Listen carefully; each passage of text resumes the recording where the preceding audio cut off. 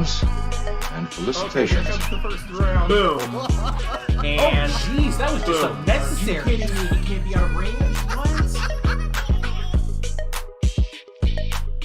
Greetings and felicitations, YouTube. You're all the Happy and Wade here. This is a replay from my stream, a battle that I had a lot of fun playing. I'm playing as Phthia against Dardania.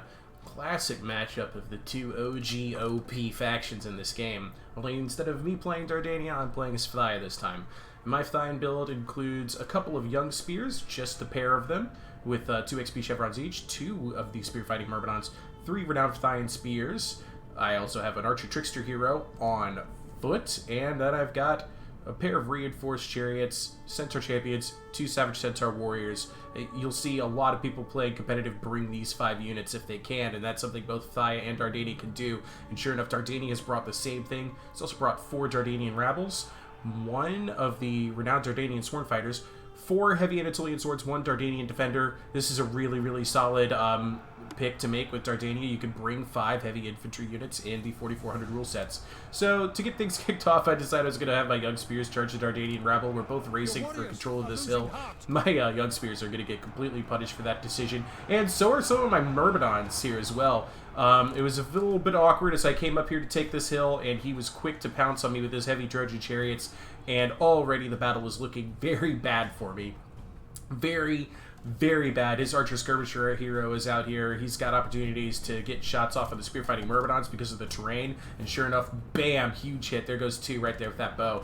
The lovely angle that he has. I go ahead and I move in with my my centaurs and my chariots. That scares off the heavy Trojan chariots, but it does summon the savage centaur warriors from his side, and then we just get caught up in this huge cavalry tussle. You can't tell who's on whose side anymore in this, and some of the Trojan chariots are also still stuck in this, and it is just going to be a huge death ball here until the late stages of the game. That's going to continue going on. I finally get all of my infantry engagements activated. I have my hero uphill on top of the hill. He's taking pot shots at the side of this thing.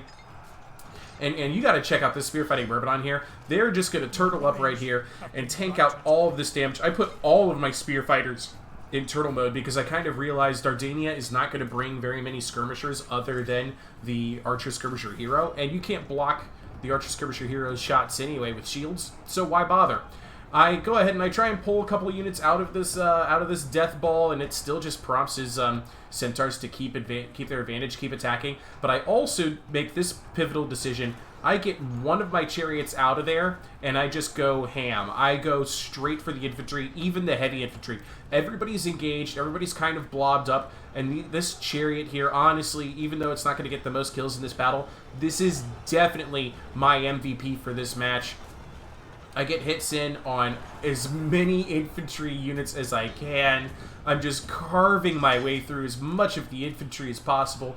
It's already up to 51 kills and counting.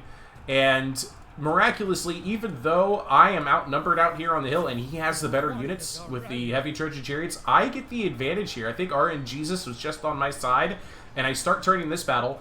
And with the heavy Anatolian swordsmen running away from my renowned Phthian spears and Myrmidons, and I don't really care about the rabble, I send in, and this is extremely useful, I sent in a renowned Phthian spear to help me out with all of this large and all of this chariot. It's pivotally important. Now, I just had a thought, and I'd be interested to see if there's a way to find out for sure. So, chariots count as chariots, not as large units. But a renowned Phthian spear has a bonus versus large. I wonder if that bonus versus large actually translates to chariots.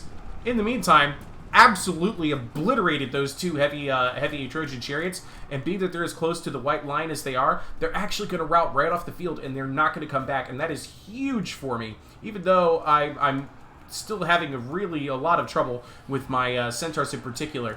My chariot that's out in the field, 95 kills, earned an XP chevron, and you can see the damage that it's left behind. You can see the streaks through all of the tall grass here, the bloody streaks that it's left behind, and the heavy damage that the Dardanian infantry took. Even though my infantry was outnumbered, look at this Myrmidon now, 157 kills and counting, and it's just trying to clean up as much of this as we can, kill as many of the enemy units as we can, and get my reinforced chariots into the light infantry that regroups. Here goes some more Dardanian rabbles for you to their graves.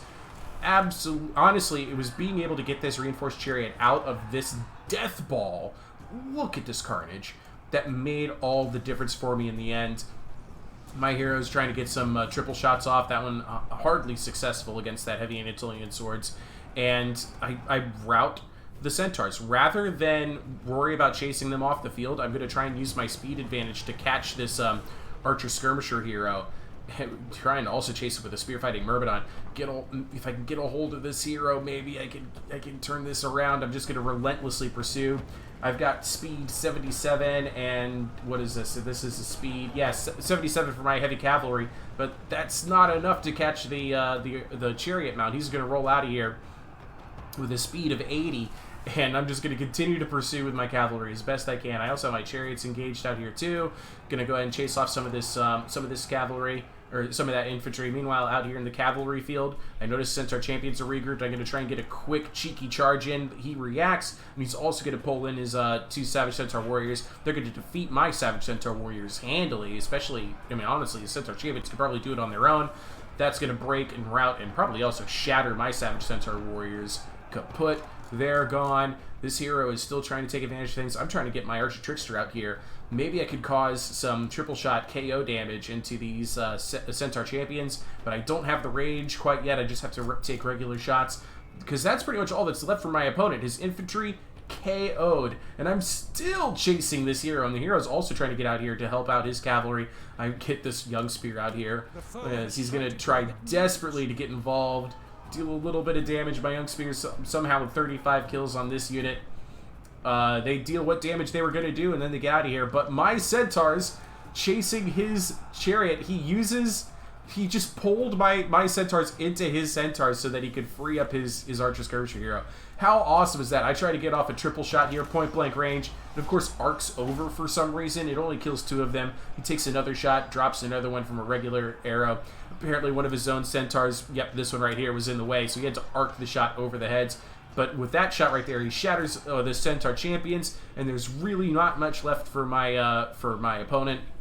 His hero is still in play. I'm now trying to actually remove him from the field of play because I don't think the Centaurs are going to be much of a risk anymore. He's still trying to ride away from my renowned Phthia spears, which are chasing him.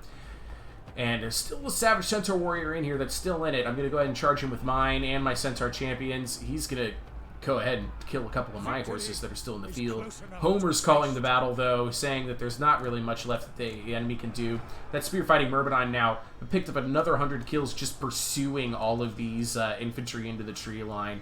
Huge number of kills for them, and mostly just because they were the linchpin on my left, holding that entire side down as long as they did. Unbreakable units, they're pretty nice, guys. They really are. I don't know if you knew that, but having a reliable, unbreakable unit like a Myrmidon, lovely stuff. So let's go ahead and take a look at the statistics. Sure enough, that one Myrmidon with with 246 kills, the absolute Chad of this game. Loved their contribution. 181 kills from our reinforced chariots, 188 for the renowned Phthia spears, 181 from this renowned Phthia spear, 201 kills from this spear fighting Myrmidon. You might be wondering, man, that's a lot of triple-digit numbers. You must have hammered your opponent. But then again, he also brought mobs, and his mobs had kills. They had to get those kills from somewhere, and it's young spears. Okay, sure. But renowned Phthia spears, spear fighting Myrmidons, that's a lot of damage. I don't necessarily think they got those kills against Myrmidons or renowned Phthia spears, but I think the really shocking part was that the heavy infantry here just wasn't able to turn the tide against my outnumbered heavy infantry before I got that reinforced chariot involved, and that reinforced chariot did an absolute number on the infantry of Dardania. And I got really lucky that the heavy cavalry, heavy chariot engagement lasted as long as it did, and in my favor. So, Suck, that was a fantastic game. Thank you for that one. If you're interested in more battles like this, we've got a tournament going on right now. The finals is going to be held on July 31st, and, this is going to be a crazy good month for Troy as we're building up the hype for the Steam launch, and I hope to see you every step of the way on my channel. All right, ta-ta. I love you all. See you guys in the next video.